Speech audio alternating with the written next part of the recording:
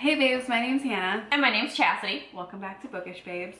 Today we're going to be giving you guys our November reading wrap up. And I have 4, she has 5, so she is going to go ahead and start. I keep looking at this book thinking that I've already talked about it on the channel. But I don't think I did. I really hope I didn't. Because I feel like I have. But I finished the Seabreeze series. Yay. Number 9 until the end. Maybe I've just talked about it to other people over and over. I gave it 3 stars. I did really like it. But it's like the book was only like half of the book. Like the final story was Trisha and Rock. Like it's the final couple, but I felt like it was only half of the book was their story. Oh, and the other half. And the other half was like epilogues from every other character. Yeah. Like every other couple in the book got an epilogue, which I felt was very unnecessary because each book had its own ending and every couple left off on a certain point. And then in this, we get another like problem in each epilogue that they have to resolve. And I just felt like it just played with my emotions all over again. That was unnecessary, and I didn't like it. Yeah, it seems people did want more of each couple, and I know why she did it. People always want more, but sometimes they just can't have it. Yeah, I mean, eventually books have to end, and like, you have to like use your imagination to see where those characters went. Yeah. You don't always get to know what happened with them next. Like, too bad. Yeah. You can't always get what you want. Dang, sorry. It's cold. So, sorry, in this one I really did. Also, I would have liked more of Trisha and Rock's story. In Seabreeze, like, when you open up the world of Seabreeze, there's all this, like, group, which is the typical, like, thing. There's a bunch of of a bunch of dudes who are, like, all friends from high school or whatever, and, like, most of them are still single. But there was one couple already established, and that was Trisha and Rock. And so this like went back to how they became established. Well, that's kind of cool. So I wanted more of their story. Yeah. And I feel like it's not fair to them. Yeah. I got cut short on this one and I'm not happy about it. So that's why I got 3 stars. That's fair. Yeah. My, the first book that I finished in November was Close Quarters by Candy Steiner.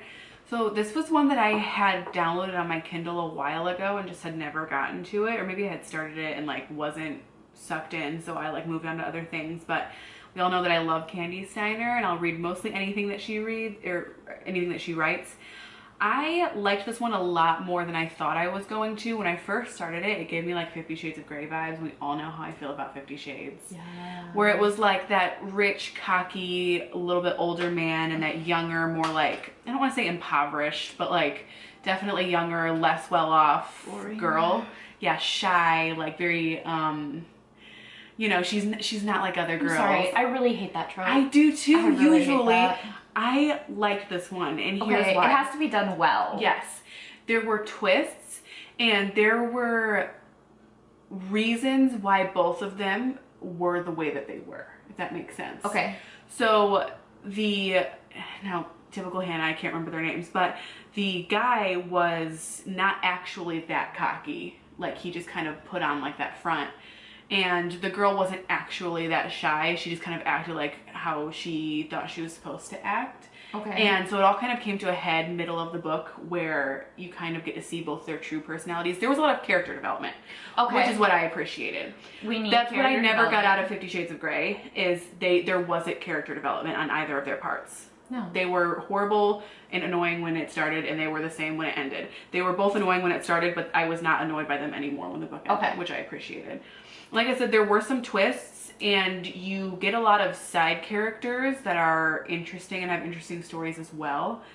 Overall, I gave it a 4 out of 5 stars. I think where it could have done a little bit better is I felt like their connection, not that it wasn't believable, but it was definitely rushed.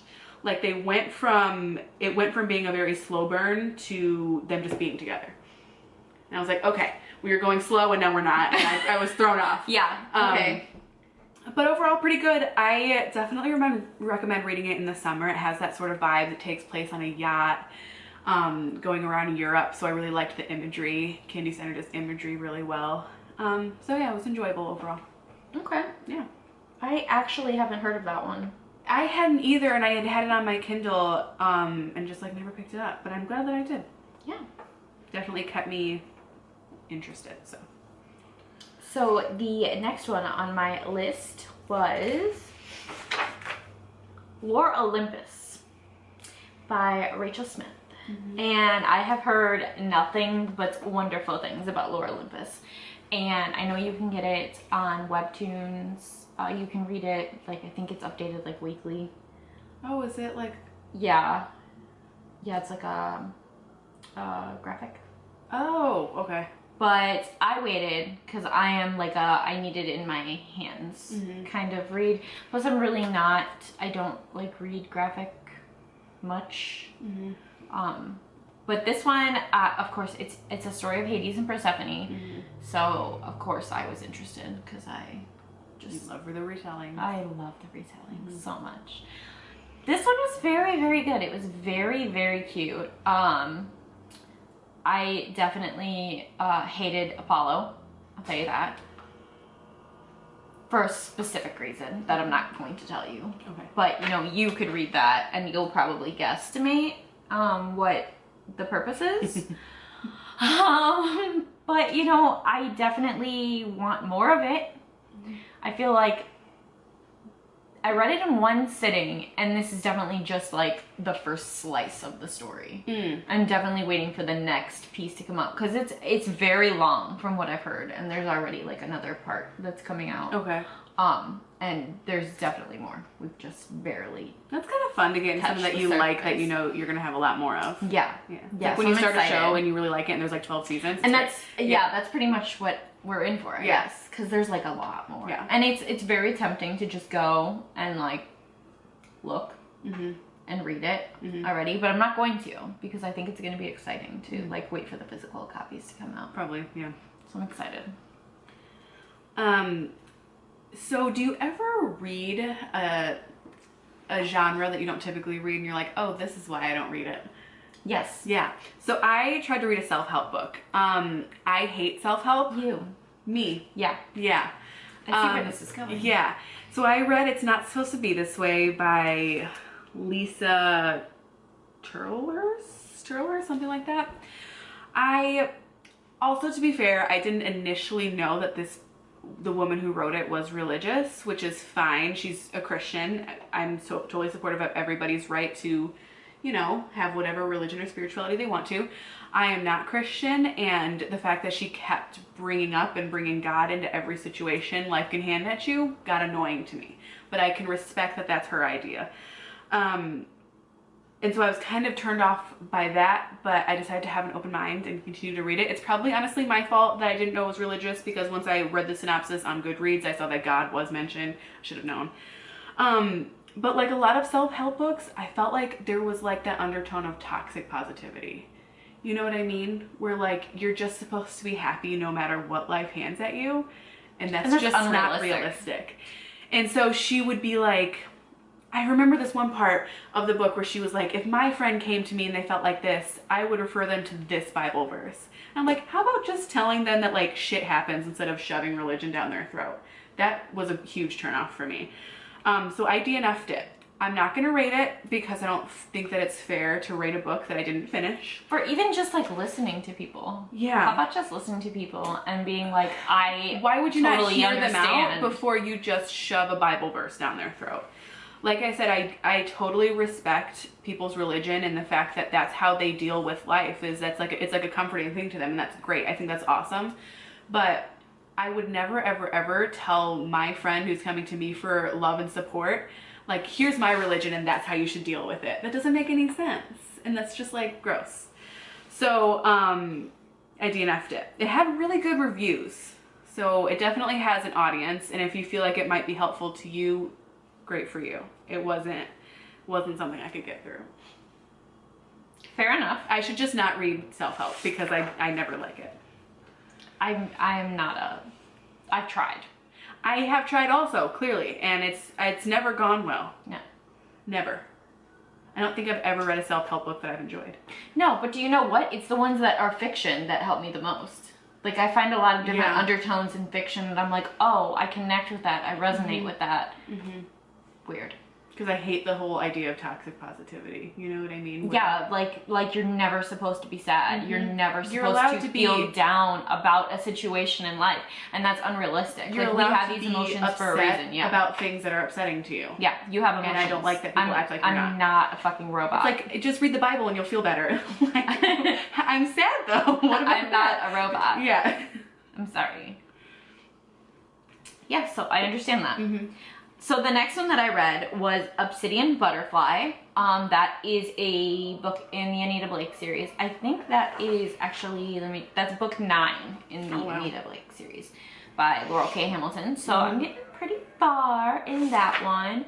I really liked Obsidian Butterfly because this one involves a lot more of like the most dangerous humans that she's ever met. Okay. Like, it doesn't have as many different... Like supernatural? Supernatural. That's so it was cool. a lot more of, like... There's a character named Edward, actually. Ironic. He's a human. Oh, I feel like that would throw me off. That would really throw you off. Yeah. But it was a... And there's this guy named Olaf, who's an absolute freak. Terrifying. I would run for my fucking life. Okay, but it was really, really good. It was a nice change because there's so much going on in like the paranormal world for her that it was kind of like almost needed to like step away from that and get into like kind of a different gear for that series. It was a nice change, and it was a really, really good book. That's cool. Third one that I have is Mother May I by Jocelyn Jackson. No, you read this. Was it last month or the month before? I don't know. And you gave it 5 stars. I gave it 4. I loved it. Here's why I knocked a star off. There were times where I felt like it was a little long-winded. Like a chapter would end on a cliffhanger and then it would open up with her, and instead of getting to the point, like it told like some story from her childhood about like when she was like doing theater or something. And I'm like, I don't care about this. It's like I had to like skip a bunch of pages because I wanted to see what I cared about. Okay. And also there were moments where I was a bit underwhelmed. Like I guessed some of it. I don't want to like give too much away, but what happens to the girl, you know what I mean? I guessed it. Oh, okay. I guessed it. Did you? I did. I did not. I guessed it. But I was super interested in it. I read it pretty quickly. And I really liked it. There was definitely a lot of points where I didn't know what was going to happen next, which I appreciate. And it's not like a thriller with like an unreliable narrator like a lot of thrillers are. And I think I kind of like that too. The narrator really had a good head on her shoulders. She did. And it was actually a dual point of view. Yes. Both of the narrators were really great because of the past that they had. It's almost like they were prepared for something like this to happen. Yeah, which is really strange. Yeah, because how can you ever be prepared for something like that? But they kind of were. Yeah. It was cool, and I liked that. I liked their connection. And I liked so unique. And I liked learning about their connection because they have kind of a weird connection, but one that's like not breakable. And they were definitely the person, like he was the exact person that she needed to turn to when in that moment, yeah, that traumatic thing happened. I know I'm kind of being vague, but I don't want to spoil it for anybody. So if you read it, come back and like everything that I'm saying will make sense. But I give it 4 out of 5 stars. It was really enjoyable and I would recommend it. Okay, so the next one I read was Narcissus and Chains. This is book 10 in the Anita Blake series. Real far in there. Yeah. There's 28 of them. I'm getting there. Oh my gosh, that's insane. I don't think she's done either. Yeah, I don't think she's done. But listen, there's a whole entire world. There's a whole lot of shit. I did it, but 28? Oh my gosh. I can't even keep up. This one I gave 5 stars. Listen, there's a whole lot of shit happening, okay? I'm very unhappy with a lot of things that happened in this book. I loved the book, but I'm very unhappy with a lot of things that happened. And I'm very unhappy with a certain character, okay? Listen, all I'm gonna say is that the name Richard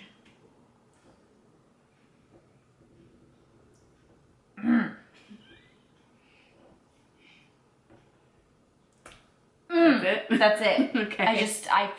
I hate him so fucking much. I hate him so fucking much.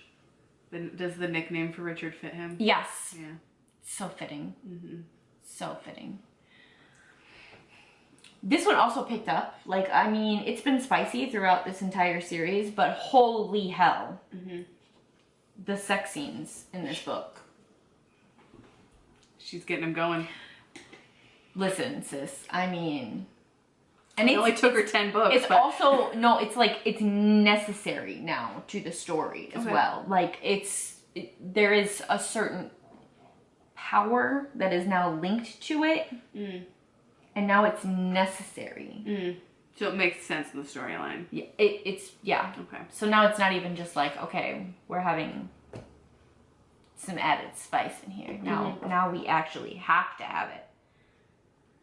I'm also really tired of Anita and everyone else having to clean up Richard's mess. I'm just fucking tired of it. Can we just get rid of him, please? Maybe that will happen. I'm hoping.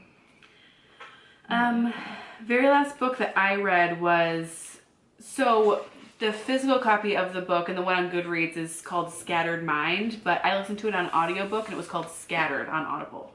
So I don't know what the actual title of it is. That's Goodreads really weird. says Scattered Mind, so I think that's the one I'm going to go with. By Gabor Mate. Sure.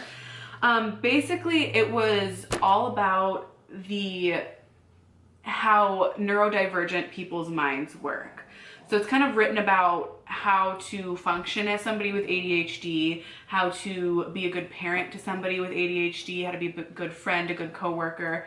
It was just a lot about how to support people with ADHD, which I thought was really cool. My only concern with books like these is that people are going to read it and they're going to self-diagnose, which I think is really easy to do. When you're reading through something and you're like, oh, I feel like that sometimes, and you like diagnose yourself with something. Yeah. So I never want people to read this book and like diagnose themselves with ADHD without seeing somebody. But I do think that if it's like something that you or a loved one know that you have, it can be a helpful resource to know how to be a good support system or even know how to support yourself well when you're neurodivergent. So I liked it for that reason. And it kind of really dives into how to, not to properly raise, but you've got to parent different kids different ways, and neurodivergent kids are like no different. And so it kind of goes into like helpful tips for kids who are neurodivergent, which I thought was cool. So I give it 4 out of 5 stars. It was interesting. I listened to it on an audiobook, and it, for the most part, kept my attention. There were some areas where I lagged a little bit, but I think with nonfiction, that's kind of to be expected. True. Yeah. Yeah, that's fair. So the last book that I read this month, which took me the entire month, was Beautiful World, Where Are You? By Sally Rooney. I really wanted to like this book, but I did not. There's a whole lot of nothing happening in this book. It's the one that you were talking about? Yes. Okay, so my first problem is the way it was written. I'm usually okay with different styles of writing. I recently read Carrie by Stephen King, which was written similarly with not separating the dialogue and kind of just going straight format of just telling you kind of what's happening, not separating anything. And that's kind of how this was written. But God, I really didn't like it. There's 4 people. This story is based around 4 people. 3 of them are friends from childhood, and one of them's an author. Go figure. An author who's had 2 really successful books, and then authors love to insert themselves in their story, don't they? She had a mental break, and then now she's taking a little vacation. Sure. Recovering, and she talks about how much she hates being famous and constantly talks about her money. You fucking kidding me? Are you fucking kidding me? Yeah. I can see how that would be irritating. Alright, what? What? She's got this best friend from childhood, and they write emails back and forth all the time, which the emails are probably the most interesting thing about the book. But I kind of found it weird because it was like they would answer each other, you know, and tell each other about what's going on, and then they would go off on these tangents, like these really strange tangents about like historical periods, like these very weird like things. Their history or history in general? No, just history in general. And I'm like, okay, like how does this tie in? Did you guys have like, are you both interested in history, or like is this something that you relate to? Like, is this an interest of your, like, I never understood it. Like, I don't know if that went over my head or what, but it just seemed really random to me. Okay. And she is like, she's working a regular job. Mm-hmm. She, you know, struggles for money, and then it comes up in the end that like she went to visit her in the hospital all the time and like was going into debt to visit her, and then when she got out of the hospital, like she took off to go on this like to this place, just like self-recovery or yeah, and never even told her where she was going. And she's a really bad friend, honestly, but they both are really bad friends. Mm-hmm. And like the whole story was just the men who are in their lives, mm-hmm. completely one-dimensional. Mm-hmm. Anytime there's any kind of conflict, the guys are just like, oh, it's okay. And then when this whole big blow up at the end happens between the girls, and you find out that that's what the whole thing is about, that like you're entitled and you're a bad friend, mm-hmm. they like separate. They like blow up at each other and they separate. They go into different rooms, and the guys are like, oh, it's okay. It's okay. It's weird. And then they just come back and they're like friends again. They hug and they're friends again. And I'm like, I don't understand what just happened. You didn't resolve anything. There's no character development. There's no growth. You didn't grow. You didn't do anything. That's like upsetting, because usually men written by women are like not so one-dimensional. But she misunderstood the assignment, apparently. I did not. I didn't get it. I didn't like it. Mm-hmm. And even like talking to each other in the emails and when they're together, they're supposed to be best friends. They love each other so dearly. You know, she went into debt to go and see her, and, you know, all of this. But every response, all the emails and everything, it's almost catty. It's not... I did not see a connection where they were just, you know, like a genuine friendship. It was like competition. Like a friendship worth going into debt for. Right. Like literal physical debt for. Monetary debt. I did not see it. Yeah. That's irritating. I just didn't get it. No. No. I did not like it. It's fair. I gave it 1 star, and I would give it 0 if that was possible. She said the only reason she finished it is so that she could rate it. Because we have a rule against rating books that we don't finish. Yes. And I wanted to be able to rate it. You wanted because to be able to it took me a long time to read it. Mm-hmm. And that was I deserved to be able to rate it. Because I read it. Yeah. You get to a certain point where you're like, all right, I'm either going to DNF it or I have to finish it. And I had to finish it. Because, like, do you put all the time in to just not finish it? Yeah. No, this was one I was finishing. Yeah. Out of pure spite. Well, I needed to know, does this get any better? And it did not. It never. I needed to know whether or not I was going to find out what was wrong with these people. And then you did, and it wasn't even... And there was no resolution. There was a little speck of conflict.